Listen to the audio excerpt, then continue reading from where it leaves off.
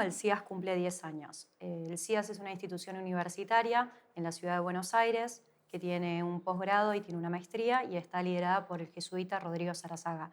En el CIAS ya va una década que jóvenes de todos los partidos políticos y de distintos puntos del país nos encontramos a aprender, pero también a disentir, a discutir y a ver cómo podemos construir confianza entre nosotros. Es un ejercicio que hoy más que nunca es muy necesario.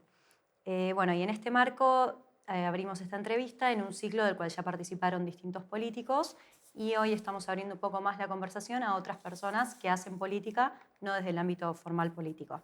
Por eso que hoy presentamos a Julia Mengolini, abogada, periodista, feminista, empresaria y cofundadora de Futurock, sin duda una de las voces de nuestra generación, y un punto de partida también para llevar esta conversación es su reciente libro Las caras del monstruo, en el que, más allá de las experiencias personales y cómo va plasmando su experiencia personal, como periodista y militante, plantea un clima de época común para todos que tiene que ver con la violencia en la discusión pública. Así que bueno, muchas gracias Julia por venir a este ciclo. No, gracias a ustedes por invitarme.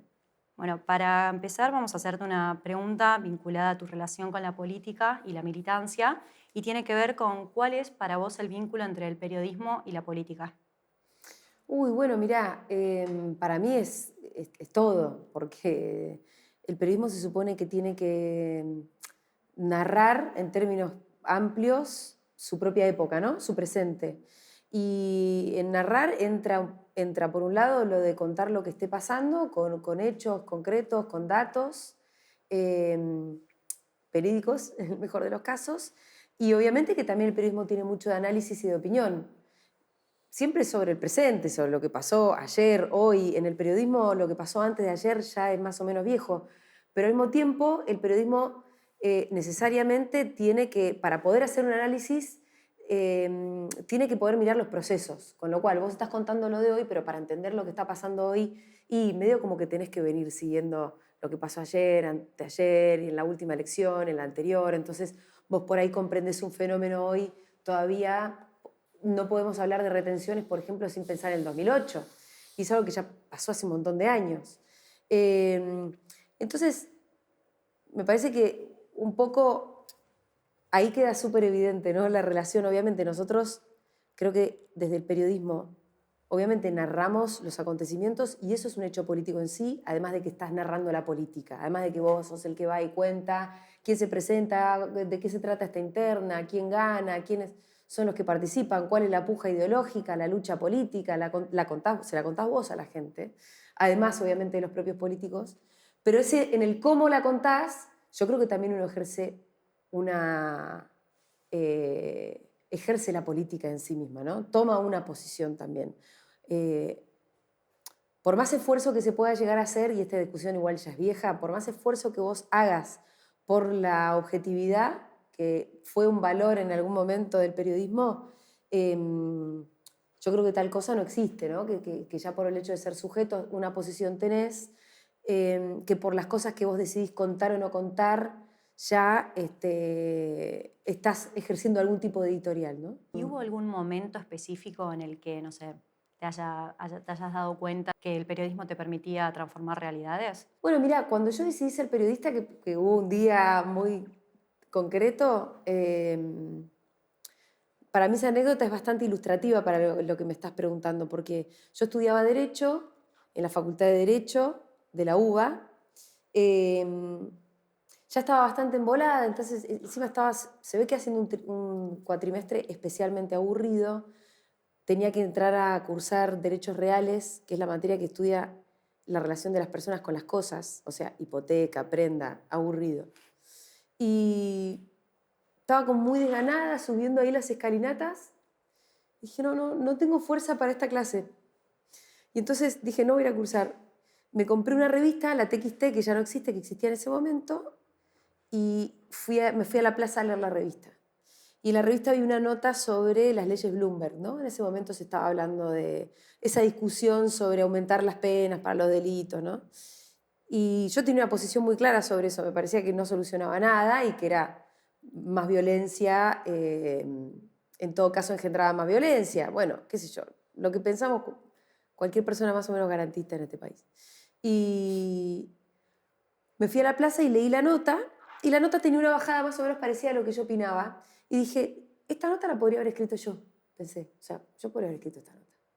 Y ahí fue como una especie de eureka porque dije, yo tengo que ser periodista.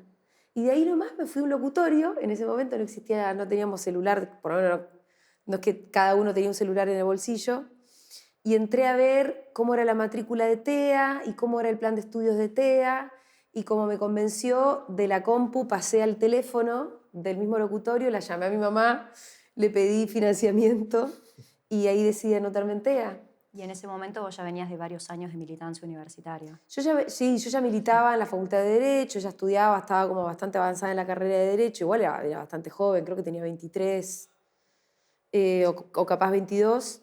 Pero fíjate como leyendo una nota que contiene una discusión que es sobre todo jurídica, pero obviamente muy política, yo pensé que quería estudiar periodismo. Tengo una pregunta, Julia. Recién hablabas de esta nota la podría haber escrito yo, fue la sensación que Sí. tuviste. ¿Cuáles fueron esos temas, además de digamos, de las leyes Bloomberg puntualmente, pero cuáles son esos temas? Porque me imagino que no son todos los temas. Digo, te puede gustar más o menos el deporte, me imagino que no es que decís qué ganas de salir a... Entonces, ¿qué es lo que a vos te dice sobre este tema? Quiero tener una opinión y quiero que la gente conozca mi opinión. ¿Cuáles son esos temas y de dónde crees que salen esos temas? Bueno, obviamente que la política para mí es como una, no sé, iba a decir preocupación, pero es más que eso, ¿no? Porque es preocupación, pasión, todo desde que tengo uso de razón. Pero la política al mismo tiempo es un significante muy amplio, ¿no? Como que casi todo entra ahí adentro. Pero en específico, por ejemplo, el feminismo para mí fue bastante importante en un punto también para... Incluso siento al día de hoy que yo me distinguí un poco por eso también, ¿no? Porque yo empecé a hablar con una perspectiva feminista en la tele en el año 2010. Y faltaba mucho todavía, de verdad, para que el feminismo se volviera como más sentido común, o por lo menos más masivo, ¿no? Como después, algunos años más tarde, se volvió. Y entonces yo tenía opiniones feministas que eran contraculturales en ese momento. Y bueno, incluso ahí en la producción de Duro de Omar se divertían con eso, entonces me armaban informes para provocarme, y entonces yo me peleaba con todos los compañeros que estaban en el panel, y eso que era un panel como muy progresista y todo, pero a mí esa dinámica me gustaba, no es que yo... Porque había gente que decía, no, porque te arman los informes para que vos te enojes, y estás vos sola contra todos. Y yo decía, está bien esto. Es haber puesto la discusión sobre la mesa y que alguien haya recogido, porque la producción bien podría haberme dicho, nena, cortala con eso, ¿viste? Reivindicás la polémica entonces como Sí, instrumento como de... debate, recontra, pero recontra. Incluso en ese momento hasta con una intención de entretenimiento. Pero sí, porque digo, yo tiraba el conflicto sobre la mesa, podrían no haberlo recogido y lo recogieron. Y eso, qué sé yo, por lo menos en mi caso fue como uno de los temas que a mí más me conmovieron desde un principio, y después también hicieron que mi voz tuviera alguna diferencia, ¿no? Porque no era algo que, como les decía, no era ni sentido común, era contracultural, e incluso iba en contra de lo que la agrupación de la que yo formaba parte, ya que ustedes también son militantes, pretendía de lo que se hablara. Es decir, yo en ese momento era de la Cámpora al principio, y en la Cámpora no había una personalidad feminista, no estaba esa discusión sobre la mesa. Incluso también muchas veces lo conté, cuando yo tenía estas expresiones en el programa, de repente me llegaba algún mensaje que me decían, che, no rompas tanto la bola con eso, porque quedaba mal. O sea, adentro del campo nacional y popular, adentro de las izquierdas, hace no mucho quedaba mal ser feminista, porque parecía que era como un debate más superficial o más de élite, o andás a ver qué cosa, ¿no? Y entonces yo insistí, porque la verdad que había una convicción ahí también. Y la convicción tampoco fue como la manzana de Newton. Yo me crucé con algunos personajes que a mí me convencieron, ¿no? ¿En qué momento te hiciste feminista? Ahora, déjamelo pensar bien. Yo hay un poco en el libro que ustedes leyeron, creo que lo cuento bastante. Para mí hay algunos caminos para hacerse feminista, o en aquel momento había algunos pocos caminos para hacerse feminista. O te había pasado algo muy malo, no sé, te habían cagado a bifes, o habías tenido que abortar clandestinamente y solo las mujeres te habían dado una mano. O por ahí te habías cruzado con alguien que te había dicho, te había hablado del feminismo y te había, no sé, zamarreado un poco, en el buen sentido, ¿no? Mentalmente. En mi caso fue un poco una casualidad. A mí me pasó eso, que me crucé con algunos personajes, entre ellos Luana Berkins, que para mí fue muy importante. Pero yo trabajaba en la legislatura porteña y a mí, medio de casualidad, me habían designado trabajar en el proyecto de aborto no punible para aplicar los casos de aborto no punible que ya estaban en el Código Penal en la Ciudad de Buenos Aires, entonces así hacerlo más accesible para las personas a las que les cabía eso, ¿no? Un aborto legal. Y entonces me tuve que empapar de un tema que yo ni siquiera conocía, o sea, yo ni siquiera sabía que había casos de aborto no punible en el Código Penal. ¿Qué es el aborto no punible? Son estos casos en donde si corre riesgo la salud de la mujer o si te violaron, en estos casos es legal, ya saber algo de eso. Y que eso te obliga como a una primera reflexión, decir, bueno, acá es obvio, ¿no? Pero si me quedé embarazada sin querer, bueno, obvio que tiene que ser legal el aborto, como una discusión que estaba en el país, pero no era tan extendida. Y ahí enseguida me enteré de que era una discusión, de que tenía su símbolo, que era el pañuelo verde, que había mujeres que venían hablando de eso hace mucho tiempo.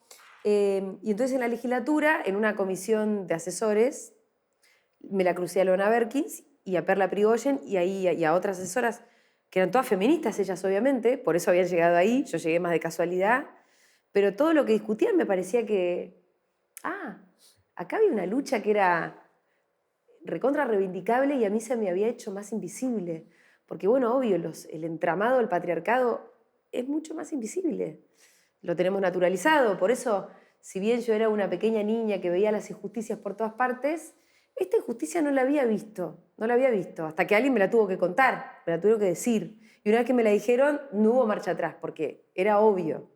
Era evidente, ¿no? Era como echarle un balde de pintura a un elefante invisible. De repente, mirá, estaba ahí. Tengo una pregunta. Me quedé con algo que dijiste vos de la izquierda, de la progresividad. Más adelante te voy a llevar capaz para ese plano, pero ahora me quedo con esto que vos decías del feminismo, de cómo desde tu experiencia subjetiva no solamente te despertó una militancia, sino que también te puso en contacto con otras personas que tenían las mismas ideas, que tenían la misma lucha, la misma militancia. ¿Crees que el feminismo era una especie de aglutinante, si se quiere, de la izquierda, del campo nacional y popular, como la llamaste vos? Y si lo era, ¿dejó de serlo o nunca lo fue y ahora tampoco lo es? ¿Crees que ahí hay algo del aglutinante de la izquierda alrededor del feminismo y alrededor del rol de la mujer que hay que repensar? ¿O crees que hay algo ahí ya saldado? Mira, a mí me parece que más que aglutinante fue como un disparador, fue como un gatillo. Porque de aglutinarnos nos aglutinan un montón de ideas, a las izquierdas, si querés. Yo me considero izquierda, me considero peronista y me encuentro en la calle todo el tiempo con el PTS, qué sé yo. Entonces hay un montón de factores aglutinantes. Pero sí, a mí me parece que el feminismo en un punto fue como un dinamizador de un montón de pibas que por ahí pensaban que no les interesaba la política o no sabían que les interesaba la política y que fueron invitadas por el pañuelo verde y luego por el feminismo y todo lo que eso implica a una discusión que era política. Entonces entraron a la política de la mano de eso y ahí adentro yo creo que se dieron cuenta de que había un montón de otras discusiones también que dar. Algunas que no, que se quedaron como tal vez solamente en esa, pero digo, un disparador en tanto sacó a un montón de pibitas a la calle a pedir por sus derechos, a conquistarlos, a sentir el sabor de la derrota, a sentir el sabor de la victoria, a entender que la lucha sirve, a entender también cómo es la organización. Bueno, y un montón de otras cosas más, ¿no? Y entonces me parece que sobre todo significó eso, más que aglutinador. Digo, o hay un montón de gente que por ahí sin Que se feminismo introdujo. no Exacto. pasaba nunca, no iba nunca a una marcha. Y ahora tal vez por ese envión está en la marcha de los jubilados, está en la marcha de la universidad pública y en muchas otras cosas más. Hacia eso capaz te quería llevar. Vos hoy, ¿qué rol ves hoy? Vamos a ir de lo más general capaz hacia lo más específico. Dejando de lado el feminismo, ¿cuál crees vos hoy que es el rol de la izquierda, de las izquierdas, y particularmente de las izquierdas capaz de, digamos, en Argentina, del campo nacional y popular, me refiero a las del peronismo, las de los movimientos de los trabajadores, etc. ¿Cuál crees vos hoy que es el rol de esas izquierdas? De todas, me dijiste, Sí. ¿no? Bueno, hay muchos, ¿no? Pero yo creo que hay como también distintas capas. Uno es el rol, en todo caso, de la dirigencia, otro es el rol de las bases, otro es el rol de esos cuadros medios. ¿Vos de cuál de esos estamentos te sentís parte? Medio. Ok. Yo lo que creo es que la dirigencia tiene que pensar cómo va a gobernar cuando vuelva. El peronismo va a gobernar, que de eso no hay ninguna duda, porque este proyecto va a fracasar, porque siempre fracasan los proyectos de las élites, porque siempre, tarde o temprano, después de proscripción, después de perder democráticamente, de lo que sea, el peronismo vuelve. El peronismo, digo, porque además es el partido político de masas histórico argentino que de alguna manera creo que sintetiza, sobre todo sintetiza las ideas del campo nacional y popular. Después hay una izquierda más chiquita que a mí me parece que tiene otro rol, que tiene un rol que contiene, que tiene un rol de correr por izquierda, que me parece que está bien tenerlo. Pero entonces estarías dando por supuesto que el peronismo integra este campo de la izquierda y de la izquierda nacional y Sí, popular. sí, Ok, sí. toda una definición. No la veo tan loca yo. Perfecto. Sí, porque va a salir Moreno a decirme, no me digas que soy de izquierda, pero no me parece relevante. Perfecto. Para nada. No sé si vos querés que si yo te explique por qué el peronismo es de izquierda, si le sirve, lo puedo hacer, pero no sé. A mí me parece que es una fuerza progresista en el sentido en el que siempre está ampliando derechos, siempre está recogiendo nuevas demandas, es suficientemente flexible como para que si un día es una demanda de un sector históricamente postergado, como puede ser la comunidad LGTB, conseguir más derechos, matrimonio igualitario, ley de identidad, lo que fuera, si el peronismo está en el poder, hay muchas más posibilidades de que eso suceda a que no suceda. Me parece que es una fuerza que cuando también le toca, a veces lo hace mejor, a veces lo hace peor, a veces le da la nafta, a veces no le da, pero que intenta redistribuir la riqueza de un modo más justo y más igualitario Bien. que lo que entendemos por derecha. Entonces, y al mismo tiempo es la que en Argentina más vocación de poder tiene, o por ahí la izquierda también tiene vocación, pero en todo caso está más lejos de llegar a ser gobierno. Nunca lo fue. El peronismo lo fue muchas veces y me parece que en las distintas experiencias el peronismo demostró, a veces fallando, a veces no, que la intención esa por lo menos siempre está. A veces con más éxito, a veces con menos éxito. Por un lado, redistribución de la riqueza y por el otro lado también Ampliación de derechos. ampliación de derechos, ¿no? Desde ahí donde yo creo que el peronismo forma parte de la izquierda. Pero después me habías preguntado también, la pregunta era... No, mi pregunta era sobre el rol, digamos, para vos de la izquierda en definitiva. Ah, no, los distintos estamentos. Los distintos estamentos. La dirigencia tiene que ver cómo ganar y cómo va a resolver los quilombos que tenemos ahora. Los cuadros medios tienen que sostener la moral. ¿Vos crees que ese es tu rol? Sí. Tratar de echar luz, tal vez, en algunas otras cosas, tratar de interpretar, tratar de... Pero sí me parece que también sostener la sensibilidad. Porque cuando vos tenés un proceso de extrema derecha avanzando como está avanzando, que avance sobre la sensibilidad de las sociedades para mí es como la peor noticia posible. Quiero decir, cuando gana Hitler, no toda la sociedad era así. Hitler avanza, es exitoso, y la sociedad alemana de 1933 se nazifica. Digo, existe la fascistización de las sociedades también. No toda, obvio, pero una parte demasiado importante, ¿no? Entonces, ahora me parece a mí que lo que tenemos que hacer en este momento y que la sociedad, los cuadros medios y también obviamente la sociedad que defiende ciertos valores, lo viene haciendo muy bien. Quiero decir, Milei no ganó un solo voto desde que asumió. De hecho, lo viene perdiendo, porque se está dando una lucha política de ideas muy interesante, que defiende la universidad pública, que defiende el bienestar de los viejos y las viejas jubilados, que defiende a las personas con discapacidad, que defiende la salud de los niños y las niñas argentinos con el Garrahan como emblema. Digo, y eso es una discusión de valores, recontra de valores. Entonces, ahí me parece que es como esto que te decía, ¿no? Como nosotros tenemos que seguir sosteniendo con uñas y dientes el entramado de sensibilidad, no dejar que se te fachiticen los pibes, ¿viste? Bien. Cuando yo escucho a alguien que dice, no, mi hijo me salió libertario, digo, pero ¿cómo te puede pasar una cosa así? Porque... Es el juego también igual, ¿o no? De la democracia, Julia. Digo. No, pero yo no estoy hablando de que no hayan ganado. ¿Cómo hiciste para que un pibe te diga, está bien que le recorten, no sé, que un pibe de 18 años diga, no, sí, está bien, porque el déficit fiscal, entonces está bien recortar al hospital de niños, pero ¿quién puede decir una cosa así? Digo, a ese pibe le hicieron algo a la sensibilidad. ¿Y cuál es tu Entonces lo que hay que explicación? reconstruir es eso. ¿Cuál es tu explicación? ¿Por qué crees que pasó eso? ¿Por qué? Sí.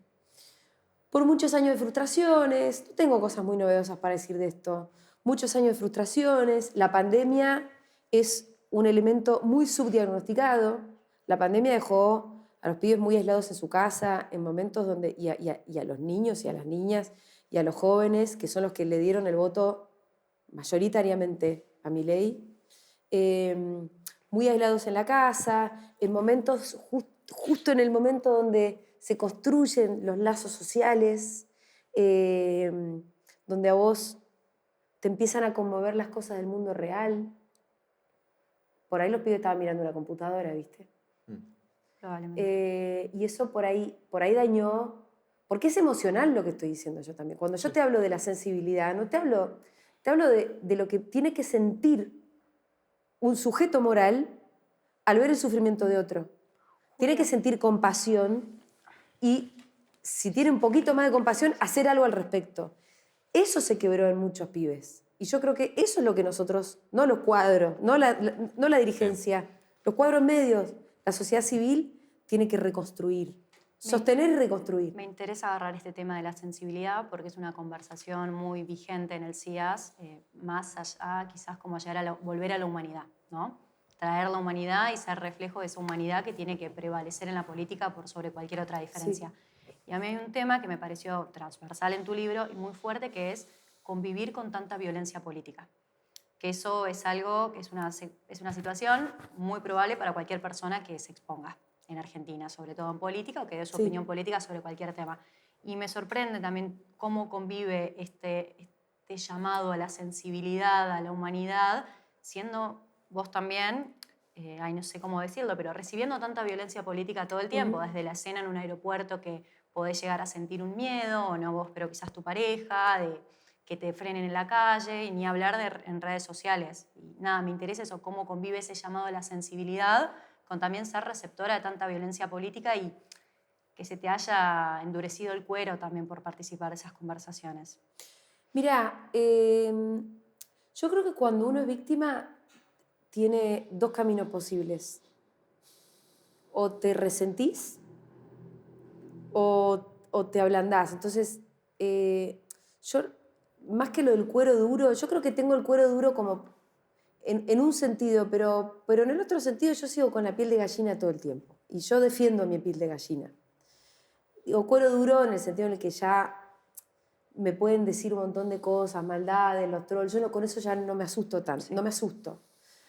Pero sí creo que soy testigo muy directa de ese odio y creo que es lo que nos está carcomiendo en términos sociales, ¿no? Y lo que carcome también el debate público. Sí. Pero no solamente destruye un entramado de sensibilidades para cuidarnos entre todos como comunidad, sino que además lo que destruye es la posibilidad de que nos sentemos a charlar. Me parece que es interesante este ámbito, ¿no?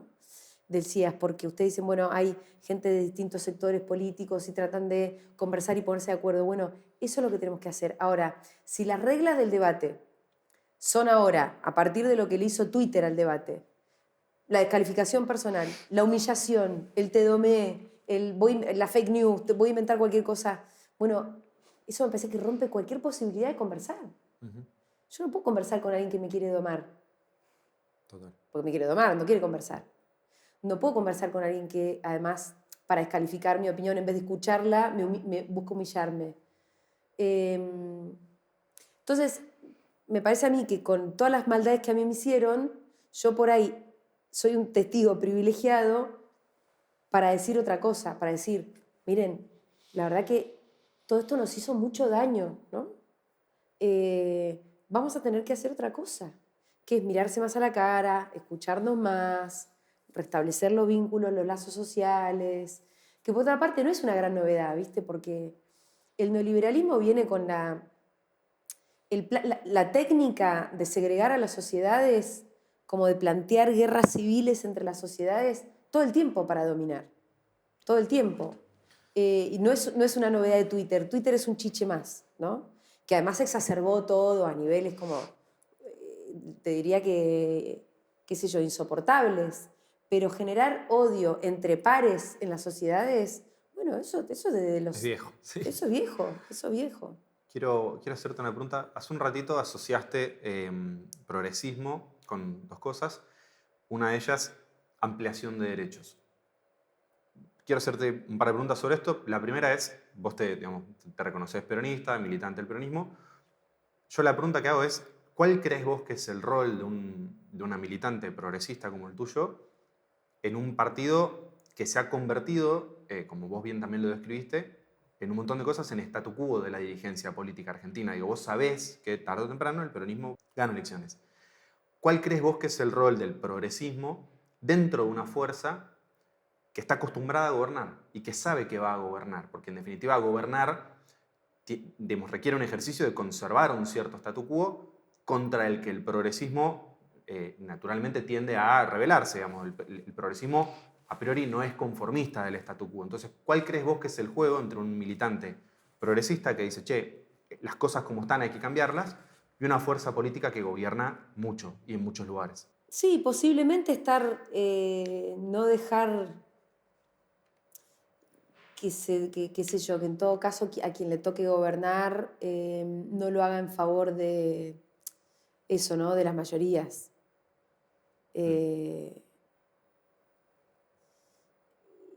Y me parece que tal vez hacia adentro de la fuerza como dar esas discusiones, en definitiva. Y no permitir que eso, que se vuelva statu quo. A mí me parece que igual el hecho de haber gobernado muchas veces y saber que se va a volver a gobernar no te convierte en statu quo necesariamente. Statu quo es que las cosas queden como están. Y me parece que por lo menos en Argentina las cosas nunca quedan como están. Ahora sí, yo creo que ahora estamos como en un problemita, que es que el gobierno de Milei está destruyendo todo tanto, incluso las cosas que estaban bien, que el peronismo, de alguna manera, y el progresismo pasan a ser discursos o fuerzas que pareciera que defienden el statu quo. Porque vos tenés que defender la Constitución Nacional, que es Claro. un librito que fue escrito hace cientos de años, ¿no? Y entonces, bueno, te termina obligando a ponerte en un lugar conservador. Exacto. cuando la rebeldía se vuelve de derecha, ¿no? Ahí te quería llevar. Sí. Igual a mí me parece que es una falacia pensar que la rebeldía se volvió de derecha, que si vos mirás con atención de qué se trataba finalmente este proyecto libertario, era más de lo mismo de la generación del 80.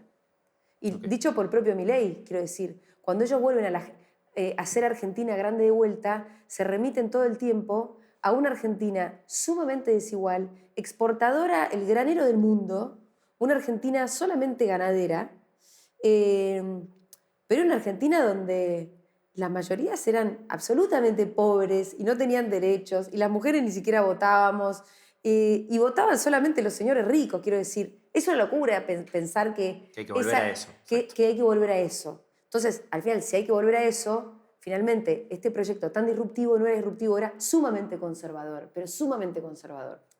Mucho más conservador de lo que pudo haber sido el macrismo, que en algún momento se planteaba como la derecha moderna, que tampoco. Al final la derecha es conservadora por definición, ¿no? Pero sí lo que creo es que hay una parte que hay que defender, que es lo que estaba bien. Quiero decir, la Constitución dice que las cárceles serán sanas y limpias no para castigo, sino para resocialización de los reos, ¿no? Vos lees eso y decís, pero ¿qué clase de progre escribió esto? Bueno, es lo que dice la Constitución desde 1886. Yo ese artículo lo voy a defender. A mí me parece que está bien y que deberíamos tender a que las cárceles fueran sanas y limpias, no para castigo, sino para socialización. Pero hay un montón de otras cosas en las que no nos podemos quedar en un statu quo y que hay que empezar a entender que los contextos cambian y por lo mismo también las demandas y también las soluciones. Por ejemplo, para nosotros siempre es mala palabra la reforma laboral, porque reforma laboral Exacto. siempre viene del lado de precarización laboral, ¿no? Total. Entonces nosotros defendemos los derechos laborales. Ahora, cuando el mundo del trabajo cambió tanto, y posiblemente haga falta una reforma laboral. ¿No crees que en eso algunos lo van a llamar reformista, algunos lo van a llamar transformador? ¿No crees que hay algo progresista en el gen de Milei y sobre todo en cómo llega Milei al poder y las bases que Milei dice representar? Aclaro por las dudas, yo no soy libertario, No, sí. pero porque yo te escuchaba como arrancábamos la conversación, que vos decías, bueno, esta lucha militante del feminismo que llevó a tantas pibas a la calle, a las marchas, bueno, eso es progresismo. ¿No crees que hay algo de eso en espejo que tuvo el gobierno de Milei, sobre todo en su ascenso al poder y en su penetración en la base, sobre todo desde los jóvenes y demás, con todas estas reformas que viene a plantear, supuestamente? ¿No crees que ahí hay algo progresista? No. A mí me parece sí que Milei convocó, obviamente no hubiese ganado las elecciones si no hubiese convocado a un sector muy, muy amplio de la sociedad. Y lo votaron, además, de modo muy transversal. A Milei lo votaron, obviamente, las clases más pudientes de este país, pero lo votaron muy masivamente los sectores populares también. Pero me parece que Milei mintió. A esa mayoría, sobre todo, les mintió. Porque les dijo que el ajuste lo iba a pagar la casta, porque además tiene todo un planteo muy... Porque dijo que iba a dolarizar, que la gente iba a ganar en dólares.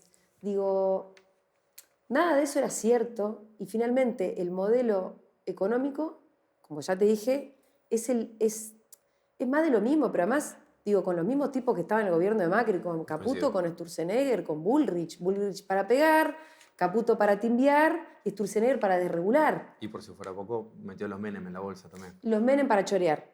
Listo. Entonces, la verdad, la casta está ahí.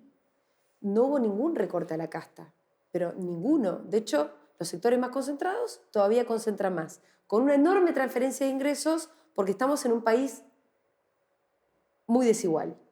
Y ahora además, bueno, cada vez peor realmente, ¿no? Un país cada vez más endeudado, la deuda siempre en función de los que timbean, con el consumo y la economía interna totalmente deprimida. Bueno, yo no veo ninguna cosa progresista ahí. Y también me parece que finalmente era una falacia pensar que se trataba de un gobierno plebeyo solamente porque lo votaron desde las clases populares. Porque no es un gobierno que gobierne para ellos. Okay. Es un gobierno que obtuvo su apoyo en una primera instancia con una promesa que era falsa y que después gobernó para los ricos, como la derecha siempre lo hace, en todo tiempo y lugar. Entonces no hay nada de gobierno plebeyo ahí. No hay nada de gobierno plebeyo. Y yo creo que la gente ya se empezó a dar cuenta. Recién hablabas de la casta. Para vos, ¿quiénes forman parte de esa casta en Argentina? Las élites económicas. Y de hecho, Milei no es casta, es una marioneta. Totalmente circunstancial. Porque ni siquiera es uno de ellos. Que Macri sí lo es, por ejemplo, ¿no? Macri es su mamá de apellido Blanco Villegas. O sea, Macri es directamente como salido de la probeta de la casta, ¿viste? Es como una especie de experimento. Tiene una madre Patricia, Blanco Villegas, un padre que se hizo millonario con la obra pública durante la dictadura militar. Bueno, ya. ¿Y no crees que los medios de comunicación también pueden moldear la opinión pública o participar de esa conversación o tomar decisiones que quizás en algún momento solo tomaba la casta? Bueno, es que los medios son la casta. Bueno, vos sos un medio también. No, pero no puedo decir Futurock. A Futurock no puedo decir casta. No, pero digo, vos también sos parte de esa no quiero decir la palabra clase, pero sos una dirigente de los medios de comunicación también. No, Formás pero opinión. está bien, pero hay medios y medios. Me parece Ok. que hay que hacer una primera distinción. Una cosa es Clarín y La Nación y otra cosa es Futurock. Sí, sí. Hay mucha diferencia. Entonces yo digo... Y los medios hegemónicos serían la casta, ¿no? Por eso, sí, claro, pero lo son porque La Nación es un diario centenario de una familia patricia de los Mitre, ¿entendés? Que es un apellido que está en los billetes y en las calles de todos los pueblos de la República Argentina, y el diario sigue siendo propiedad de esa familia. Eso es la casta en todo caso, es el poder económico. Eso para hablarte de la parte, si querés, más tradicional, ¿no? Después tenés Sí. los nuevos ricos, que son los de las tecnológicas, que también se van constituyendo en casta. Sí. Si entendemos por casta como un sector súper privilegiado que usa además los resortes del poder para tabicar sus privilegios. Todo el sector de las tecnológicas, que ahora son multimillonarios, que siguen ahí con sus exenciones impositivas. Resulta que el superávit fiscal es intocable, le recortamos a los jubilados, le recortamos a la gente con discapacidad, le recortamos a los niños enfermos, pero las tecnológicas que no vayan a pagar un impuesto, ¿eh? Mientras que el resto de nosotros seguimos pagando impuestos. Digo, el entramado productivo de pymes, pagamos nuestros impuestos. Asimilaste casta a élite económica. Sí, asimiló casta élite económica, y dentro de la élite económica están los medios de comunicación que hacen y ejercen su poder de influencia en función de esa élite económica. ¿No hay una élite política en esa casta? ¿Cómo? ¿No hay una élite política en esa casta? Bueno, sí, pero te diría que es un poco más... Sí, obvio que sí. Yo creo que la primera vez que de verdad como un apellido de la casta llegó a ejercer la primera magistratura, él fue Macri. Cuando, como decís, bueno, finalmente fue uno de ellos y no milicos gobernando para ellos, o, qué sé yo, radicales timoratos que terminan siendo condicionados por ellos. Yo lo que creo que el partido que tiene una tecla que dice disputarle a ellos, es el peronismo, ¿no? Ojalá hubiera como todavía más partidos que pudieran también hacerlo, pero bueno, por lo menos en la historia de nuestro país se viene dando así. Entonces, si no entiendo mal, la casta es élite económica y un sector de la élite política que es particularmente la élite política de derecha. Esa es la definición de casta. Sí, pero es como te de digo... Julián Mengolini. Es la élite económica que después tiene quien gobierne para ellos, a veces sí, a veces no. Históricamente tuvieron a los militares para hacer golpes desde Irigoyen hasta acá, ¿no? Cuando alguien les disputa privilegio, ¡pum!, golpe militar. Me gusta que hayas incorporado un radical a Sí, la pero disputa claro, pero es esa. que Irigoyen forma parte de la historia de los movimientos nacionales y populares. Sin ninguna duda, ojalá los radicales de hoy le hicieran honor a esa historia. Y también lo meto a Alfonsín en esa misma tradición. No puedo decir lo mismo de otros que no tuvieron mucho problema con gobernar con un partido político proscripto, ¿no? O que fracasaron estrepitosamente como De la Rúa, o el presente del radicalismo, que también me parece bastante triste. Pero digo, al final, siempre en la historia del siglo XX, no de la democracia, desde la fundación de la patria más o menos, desde que votamos en este país, cada vez que alguien le disputó privilegios a la casta hizo un golpe de Estado. Todas las veces. Después pudieron ganar en las urnas con Macri, con uno de ellos, y ahora está Milei. Pero son las élites económicas, en definitiva. ¿Vos creés que desde el 83 para acá hubieron golpes? No, hubo... ¿Vos me lo decís por qué? ¿Por De la Rúa, por ejemplo? No, hago una pregunta, digo, porque decís que siempre hicieron el intento de volver al poder, digamos, la casta de las élites económicas y más, a través de golpes. Bueno, desde el 83 para acá. No, yo decía como desde más o menos de que todos votamos, pero no del 83, me refiero, estaba pensando más bien en la ley Saspeña, ¿viste? Desde la ley Saspeña, sí. Desde que más o menos votamos, cada vez que gana uno que quiere gobernar para las mayorías, cuando disputa privilegio con golpe. Me refiero un poco más a la historia del siglo XX. Bien. No tanto a la historia de la democracia Tengo una última pregunta Sí. para hacerte. ¿De qué estás convencida vos? O sea, ¿cuál es tu esperanza para la Argentina que viene? Yo estoy convencida de un país que em, tiene una sensibilidad, volviendo un poco a ese tema, ¿viste? Somos una sociedad súper solidaria, muy sensible, muy aguerrida, muy organizada, em, muy clase media también, ¿viste? Como que no vemos lo mismo en los otros países de la región. Los países de la región son mucho más desiguales todavía que el nuestro. Y eso tiene que ver con ciertas instituciones intermedias que dinamizan y que justamente como pujan, bueno, tenemos los quilombos que tenemos, que por ahí otros países no los tienen, están más tranquilos, pero son más pobres y tienen unas élites mucho más cómodas porque nadie le disputa nunca nada. Pero yo creo en esa sociedad como muy dinámica. Es la sociedad de las madres y las abuelas de Plaza de Mayo. Es el único país que enjuició a sus genocidas. Eh, es el único país que tiene una universidad pública y gratuita tan extendida a lo largo de todo su territorio. Es un país donde me parece que en cada manzana vos vas a tener algún organismo de organización, donde casi todo el mundo forma parte de algo. De verdad, no todas las sociedades son así. Quiero decir, no sé, capaz un japonés se puede pasar la vida sin conversar con otro. Y en esa conversación, ¿no crees que también hay que tener una conversación con quien piense quizás muy diferente a vos? Sí, totalmente. Me parece que es lo más necesario del mundo. Pero a mí me cuesta, me parece que lo que vinieron a hacer los agentes del caos es justamente romper esa posibilidad. A romper ese que todos formen parte de algo que vos Sí. recién describiste. Y a romper la posibilidad de hablar con gente muy distinta a vos.